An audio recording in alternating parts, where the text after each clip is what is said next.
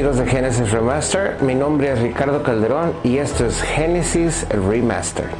Estamos de regreso en una temporada muy especial. Esta es nuestra quinta temporada y es la temporada de los guerreros de la Biblia. En esta temporada nombraremos nada más y nada menos que a los mejores guerreros de la Biblia, de la Santa Biblia. Y bueno, vamos a empezar.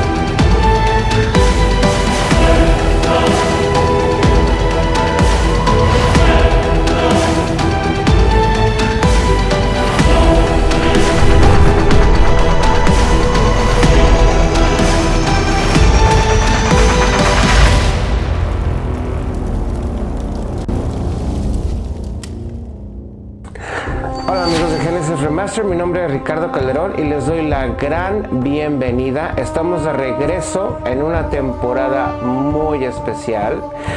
Es la temporada de guerreros que nos acompaña en nuestra quinta edición de Génesis Remaster.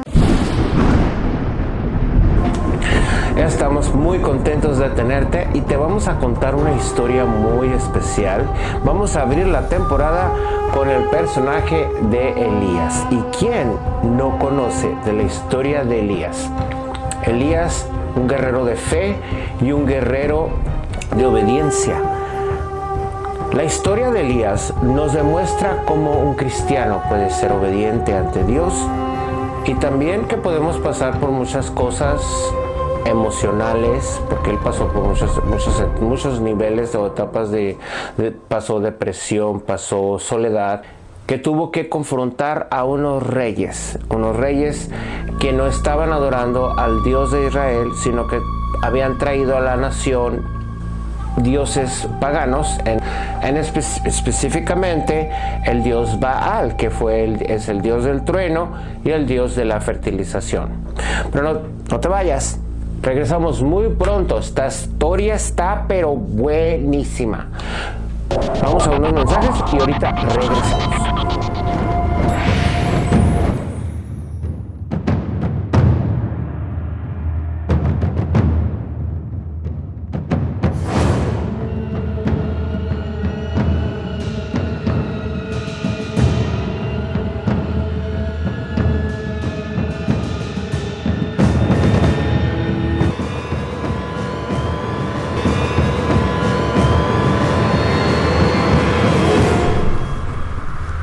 Mira que te mando, que te esfuerces y seas valiente, no temas ni desmayes, porque Jehová tu Dios estará contigo en donde quiera que vayas.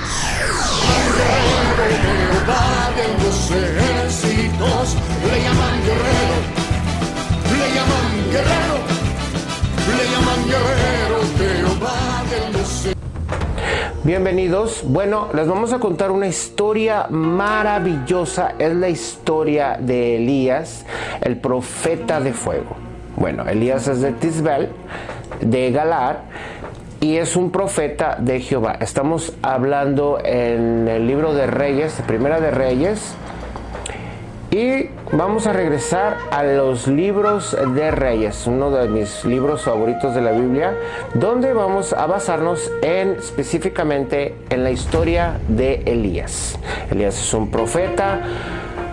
El reino de Israel no está muy bien, puesto que los reyes que están en ese momento es el rey Acab y la reina Jezabel.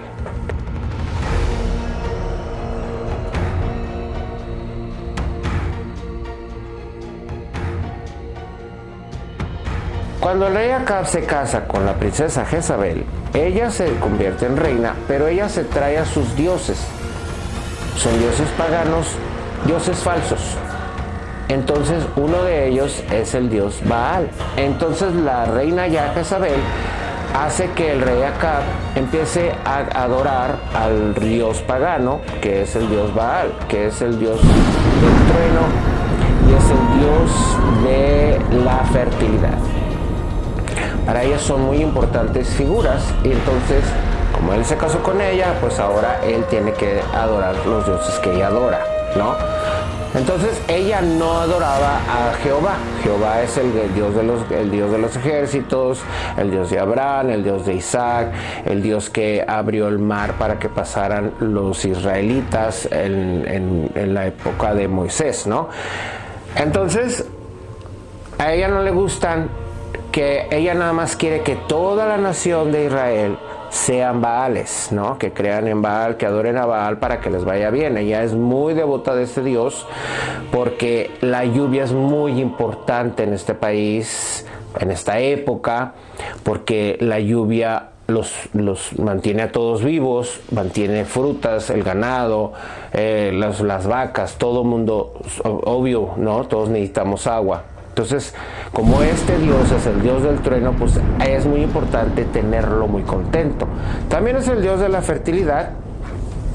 Y hay muchas cosas que había en esta nación que, pues, los profetas de Israel, los profetas de Jehová, el Dios de Israel, el Dios de Jacob, el Dios de Isaac, pues no estaban de acuerdo en muchas cosas, porque en muchas de estas, en esta religión o secta de los Baales, pues sacrificaban bebés, ¿no? Para que pudieran ser más fértiles, hacían sus sacrificios y obviamente los profetas de Jehová estaban en contra de eso.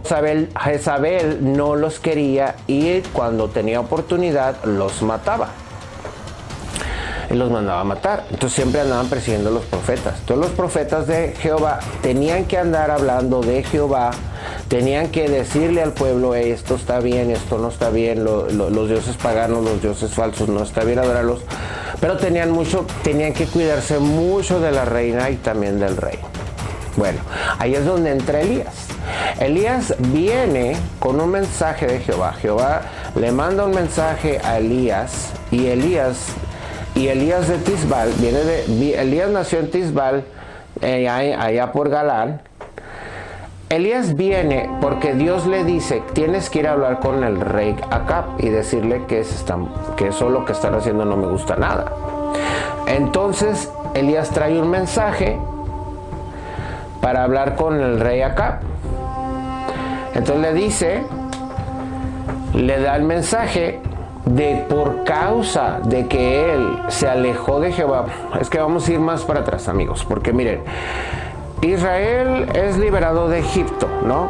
Entonces ya es un grupito, se llaman los israelitas, eran hebreos, salen de Egipto con Moisés, entonces se convierten en israelitas porque así Dios los llamó, ¿no? Entonces cruzan el mar, conquistan otras ciudades y todo este pueblo eran fieles y devotas y creyentes de Jehová, Dios de los ejércitos.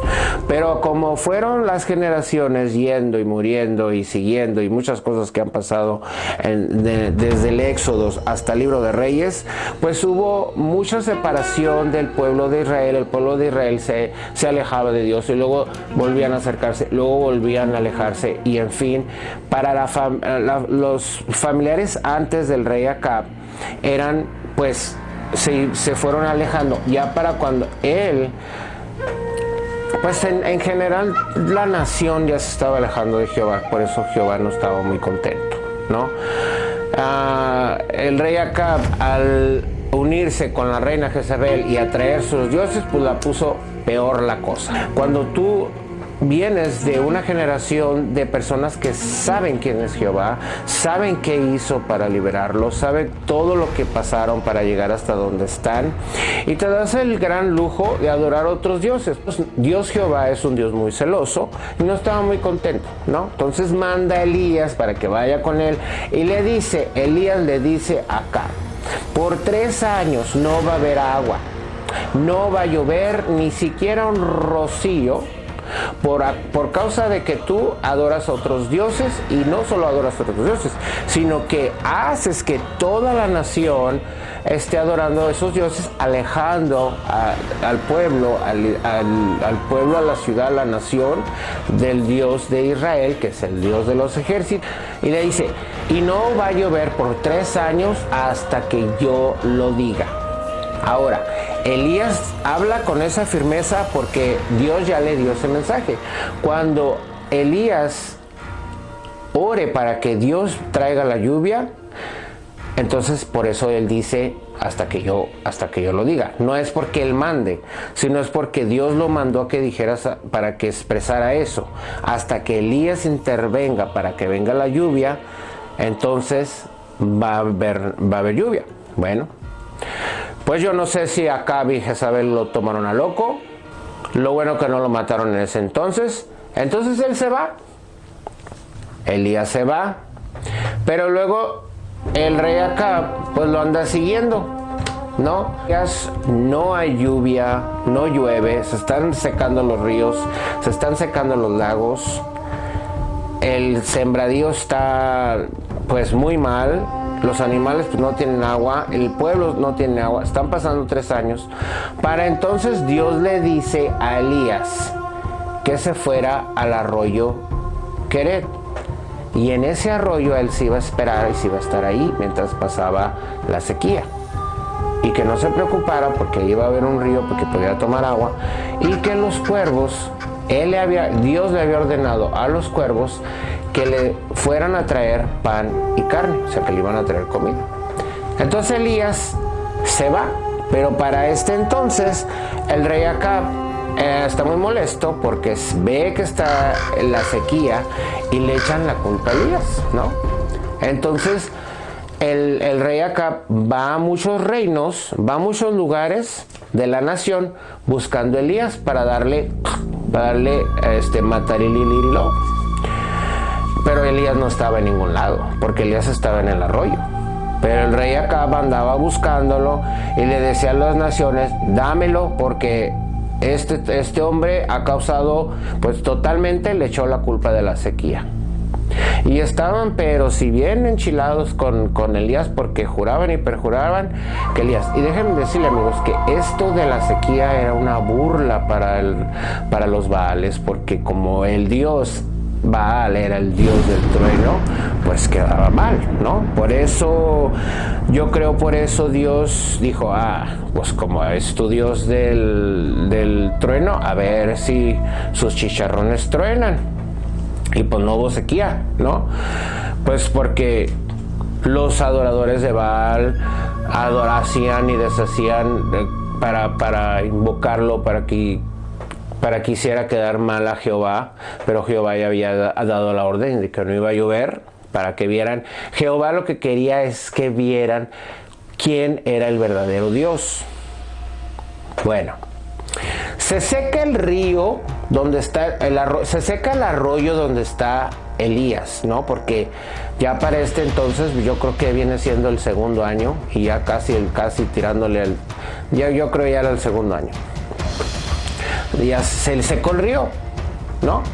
Entonces yo me imagino que los cuervos ya no venían tampoco y él se tuvo que ir. Jehová le dijo que se fuera a una ciudad, y en esa ciudad, Sarat, había una viuda. Le dijo: va a haber una viuda y esa viuda te va a ayudar a ti. Ve con la viuda mientras esto pasa, ¿no? Y entonces él se va, él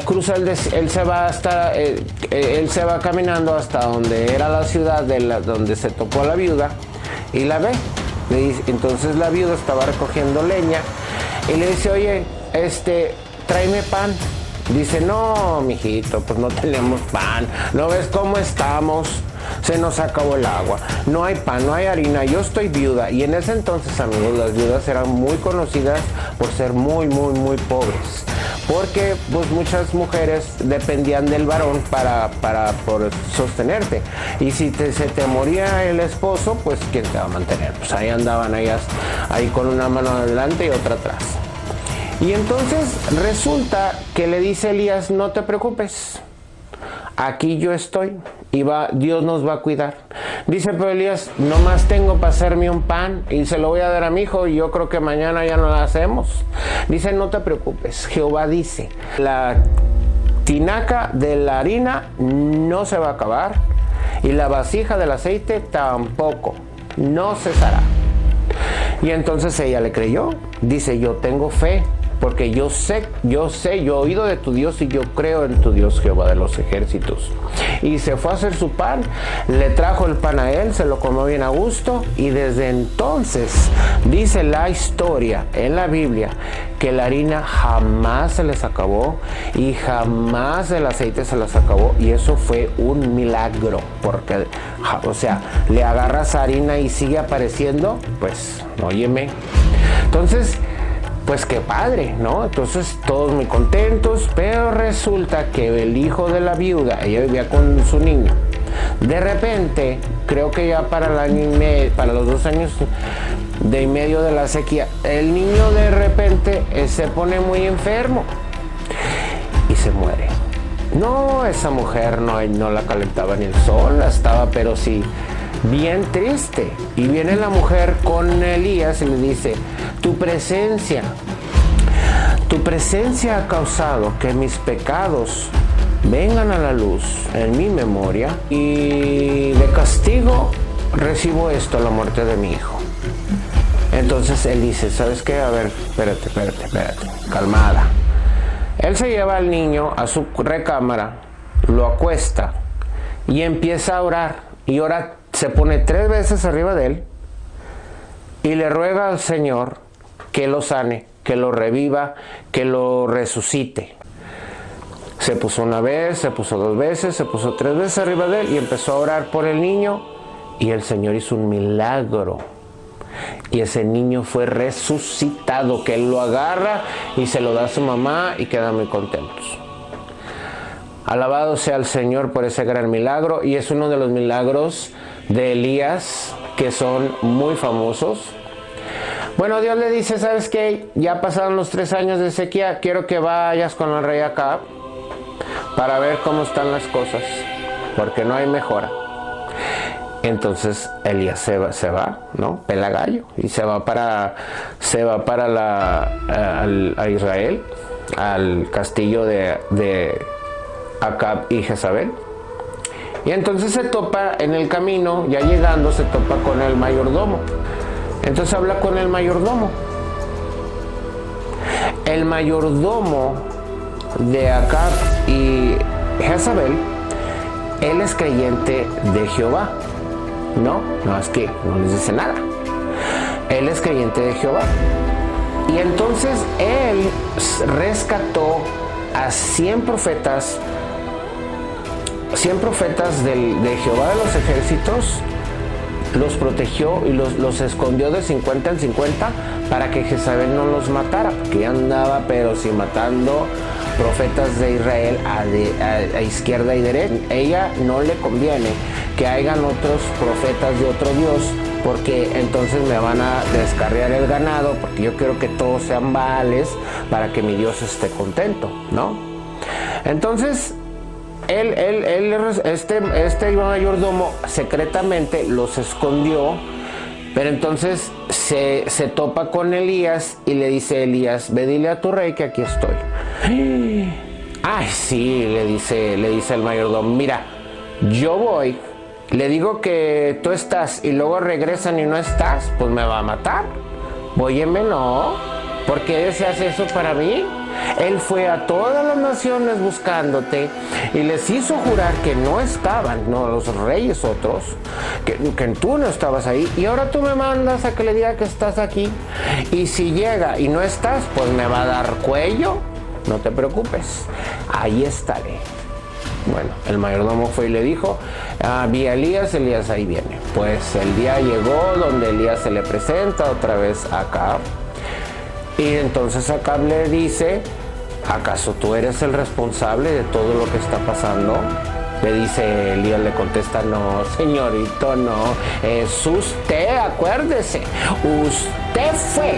Usted que es adorador de Baal y que no se ha arrepentido, y usted es causante de estos 3 años de sequía. El pueblo está pero que es en la miseria, no hay agua, olvídate, 3 años sin agua. Imagínate cómo han de estar aquellos, ¿no? Entonces le dice, mire, vamos a hacer un desafío. Vamos al Monte Carmelo y tráigase a todos sus profetas, ¿no? Ni usted ni yo, que lo decida el pueblo. Vamos al Monte Carmelo, vamos a hacer un desafío. Tráigase a todos sus profetas y yo voy a ir solito a ver cuál Dios responde. Vamos a hacer un tipo de concurso, ¿no? Entonces le dijo el rey, bueno, como que le interesó la idea, ¿no? Yo creo que le dio curiosidad. Dije, no, pues no ha llovido, vamos pues. Y entonces fueron todos los profetas de Baal, los 400 profetas de Baal y los 450 de Acera, que era otro dios que ellos tenían. Pues fueron todos sus profetas al monte de Carmelo y fue Elías. Le dijo, vamos a hacer un puestecito aquí, como tipo chimenea, ¿no? Donde hacían sacrificios. Vamos a matar dos bueyes o 2 toritos y vamos a poner las carnes y vamos a poner madera, carnes, y el Dios que traiga, y no le vamos a prender,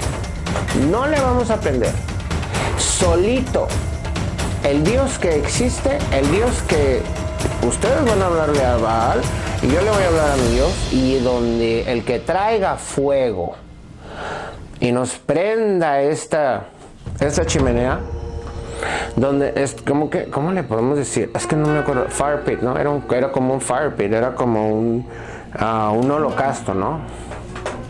Y el que prenda este sacrificio, ese va a ser el Dios.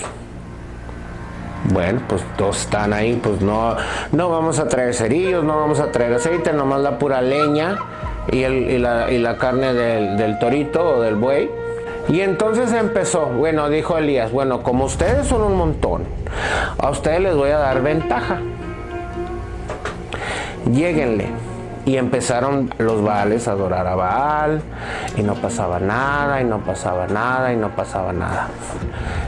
Para invocar a Baal, se hacían cortadas, oraban, gritaban, no hacía nada. Y Elías empezó a burlarse de ellos. Dice, no, pues su Dios ha de estar ocupado, ha de estar dormido, no va a estar haciendo nada. Yo no veo resultados, no. Entonces dice, ahora me toca a mí.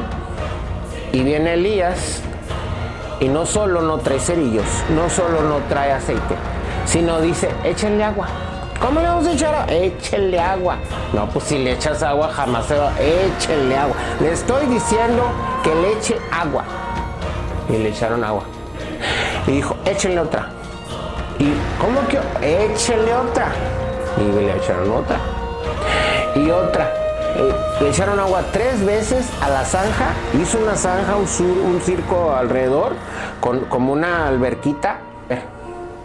Y empezó a adorar a Jehová. Pero él no gritó ni hizo todo ese circo que hicieron los demás. Él nomás dijo, Señor, aquí tú me trajiste a algo, y que sea tu voluntad, y que aquí haya tu presencia, y va fuego. Y de repente hubo un fogazo. Y se prendió aquello, que hasta dice la Biblia, que hasta la zanjita. Entonces todos dijeron, wow, ese sí es el Dios verdadero. Había testigos, ¿no? La gente de Israel. Toda la nación fue a ver ese desafío, había mucha gente. Y entonces la gente se dio cuenta. Todos ahí se dieron cuenta cuál era el verdadero Dios. Bueno, pues hubo una victoria grande para nuestro gran guerrero, don Elías.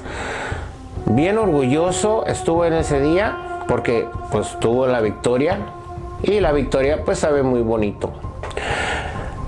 Entonces dijo, mandó juntar a todos los profetas y los mandó degollar, a todos, uno, por andar ahí de argüenderos y de mentirosos, por andar engañándole al pueblo y a la nación. Bueno, y así quedó. Todos quedaron con el ojo cuadrado y dijeron, no, pues no hay Baal, es Jehová, Dios de los ejércitos, Rey de reyes. Después del enfrentamiento en el Monte Carmelo, Acab subió a comer y a beber, pero Elías subió a la cumbre del Carmelo y postrándose en tierra, puso el rostro entre las rodillas. Luego dijo a su criado, sube ahora y mira hacia el mar. Y subió, miró y dijo, no hay nada. Pero Elías le ordenó de nuevo, vuelve 7 veces. El siervo hace varios viajes a la cumbre para divisar la llegada de la lluvia. Dirige su mirada hacia el mar Mediterráneo que fácilmente se veía desde el Carmelo. Las lluvias, si es que aparecían, vendrían de allí. A la 7ª vez el criado dijo, veo una pequeña nube como la palma de la mano de un hombre que sube del mar.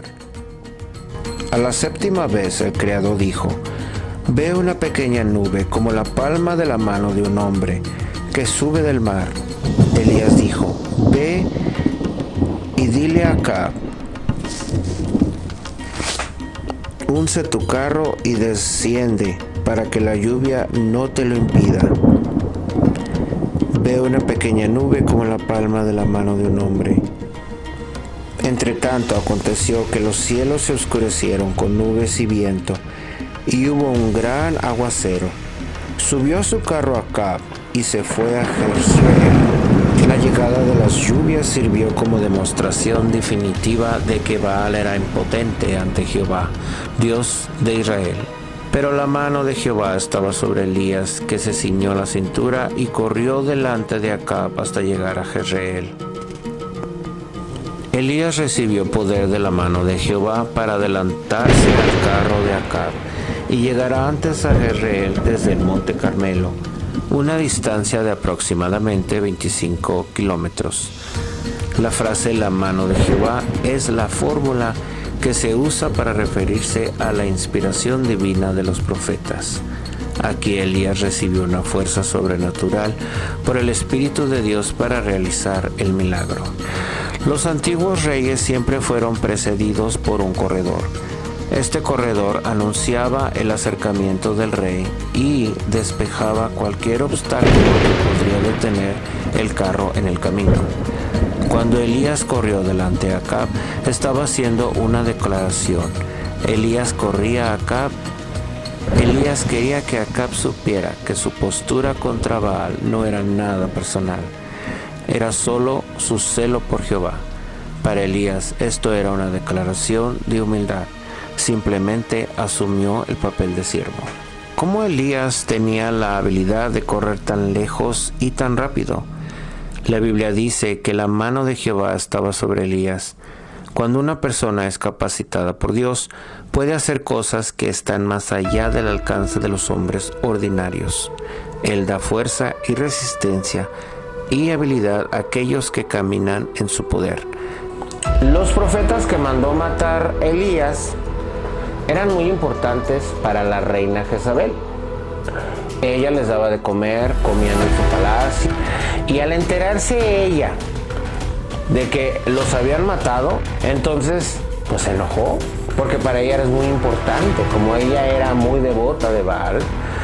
Entonces ellos tenían este grupito de profetas porque ellos eran los que adoraban, los que invocaban. Ella les echaba a ella todos los milagritos que les hacía, y si no tienes quien interfiera, pues se sentía desprotegida.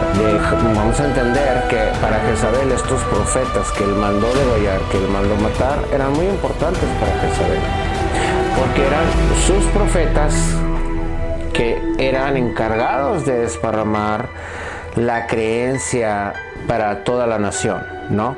No solo de ir a distribuir la información y la creencia para que el pueblo siguiera siendo adoradores de Baal, sino que eran los que contribuían con hacer sacrificios, hacer adoraciones. Los profetas son los que mantenían ese contacto, según que ella tenía, Jezabel, con el Dios. Eran como los intermediarios, ¿no? Yo los cuido a ustedes, yo les doy de comer, y ustedes se conectan con el Dios y lo tienen contento para que a nosotros nos vaya muy bien, para que haga lluvia, etcétera, ¿no? Entonces ellos comían en la mesa de Jezabel, ella le daba de comer y los cuidaba, eran muy importantes para ella. Para ella estos profetas tenían mucho valor, por eso ella mandaba matar a los profetas que eran adoradores de Jehová. Porque si intervenían, al tú tener un profeta de Jehová o Yahvé, pues entonces estás en mi camino, porque yo quiero promover a mi Dios y tú sales con el tuyo, pues no me conviene. Entonces ella los mandaba a matar. Quítense de aquí, váyanse o los mato, ¿no? Entonces ella estaba muy enojada, y le mandó un mensaje a Elías, y en el mensaje le decía que así como ella mató a todos sus profetas, así como terminaste con mis profetas, yo voy a terminar contigo. Te voy a encontrar y te voy a matar. Bueno, pues Elías esa noticia no le gustó, entonces tuvo que irse de ahí, porque tarde o temprano lo iban a matar. Entonces Elías agarra camino hacia el desierto y dice, no, yo de aquí yo ya me voy, aquí ya esto ya no. Pero iba muy deprimido, iba muy triste, iba muy agüitado, iba muy que no lo calentaba ni el sol. Y ya iba en el desierto. Dice la palabra de Dios en Primera de Reyes que duró 40 días en el desierto. En una de esas un ángel se le apareció y le dio de beber y le dio de comer. Y le dijo, come y bebe porque el camino es largo. Luego Elías siguió su camino, cruzó todo el desierto, iba muy triste, iba muy desconsolado, y llegó a una cueva, y en esa cueva duró un tiempo, pero en esa cueva él se puso muy mal, le dio mucha depresión, estaba muy triste, y aparte le decía a Dios, ¿sabes qué? Ya soy el único, a mí, si me encuentran, aquí ya quedé, y ya no hay profetas de Jehová. Ya no va a haber Jehová. Ya nadie va a creer en Jehová. Nadie va a creer en el Dios de Israel, en Yahvé. Amigos, les voy a recordar que en la Biblia o en canales donde hablamos de el Dios de Isaac, Dios de Israel y Dios de Jacob, a veces nos referimos a él como Yahvé. Es su nombre en griego, entonces es Jehová. Jehová y Yahvé es lo mismo. Entonces dice Elías, ¿sabes qué? Yo soy el único, me encuentran, ¿verdad? Aquí ya quedamos todos. Entonces viene un ángel, se le aparece un ángel y habla con él, y Dios le dice, sal de la cueva. Y entonces Elías sale de la cueva, y dice la Biblia que pasa un terremoto bien fuerte, pero Dios no estaba en el terremoto. Y pasa una tormenta muy fuerte, pero Dios no estaba en la tormenta. Y pasa un viento bien fuerte, pero Dios no estaba en el viento. De repente se oye un vientecito.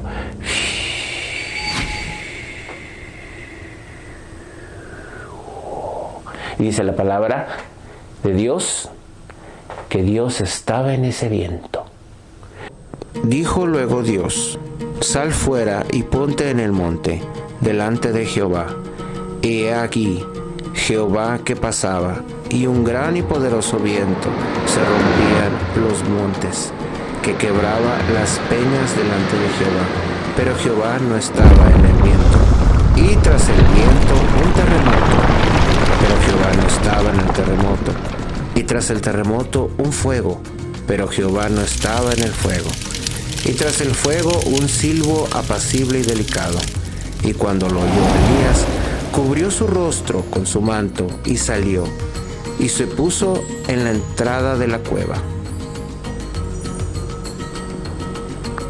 Este pasaje refleja la paciencia de Dios, su capacidad para comunicarse de una manera sutil y tranquila, y también nos recuerda que Dios puede estar presente incluso cuando no es obvio o esperado. Nos enseña a estar abiertos a la palabra de Dios, incluso cuando ésta llega de formas inesperadas. Y ese viento le trajo a él serenidad, le trajo el confort. Dijo, ¿sabes qué? Yo estoy contigo, no tienes que preocuparte. Y Elías empezó a sentir mejor, porque sabía, ese vientecito, ese le fue suficiente para recordarle que Jehová estaba con él y que no tenía por qué temer. También Dios le dijo que no estaba solo, que había 7,000 profetas, 7,000 creyentes que no habían hincado rodilla ante Baal. Así que no estaba solo, que no se preocupara, que siguiera adelante. Y es más, todavía no termino contigo. Le dijo Dios, quiero que vayas a este reino y me unjas a esta persona para que vaya a ser rey. Ve a este otro reino y me unjas a esta persona porque esta persona va a ser rey de Israel. Pero quiero que busques a una persona en especial que se llama Eliseo, porque él va a ser tu sucesor. Él va a hacer lo que tú estás haciendo. Él va a seguir tu camino. Quiero que me lo enseñes, que me lo entrenes, que le ayudes, porque él va a ser un excelente profeta para mí. Y así lo hizo. Y fue rumbo, dejó la cueva y se fue a estas naciones a ungir a los futuros reyes. Y se fue a buscar a Eliseo. Elías va en busca de Eliseo, encuentra a Eliseo, lo entrena, le dice, tú vas a ser profeta, tú vas a servir a Jehová de los ejércitos y vas a hacer lo que yo estoy haciendo y vas a ser mi sucesor. Todo lo que yo sé, tú lo vas a aprender. Es una amistad y una historia, fue su mentor, es una historia maravillosa. Es la segunda parte, es la parte donde ya entra Eliseo en la historia, te la recomiendo. Y esa fue la historia de nuestro gran guerrero, un hombre de fe, un hombre de mucha obediencia. Se las vio muy negras, pero también le fue muy bien.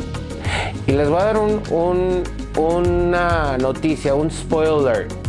Elías al final, él no conoció la muerte.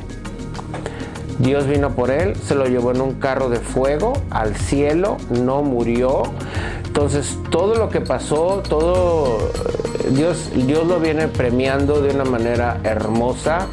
Su final fue un final muy muy bonito al final, porque enseña a otra persona a hacer lo que él estaba haciendo.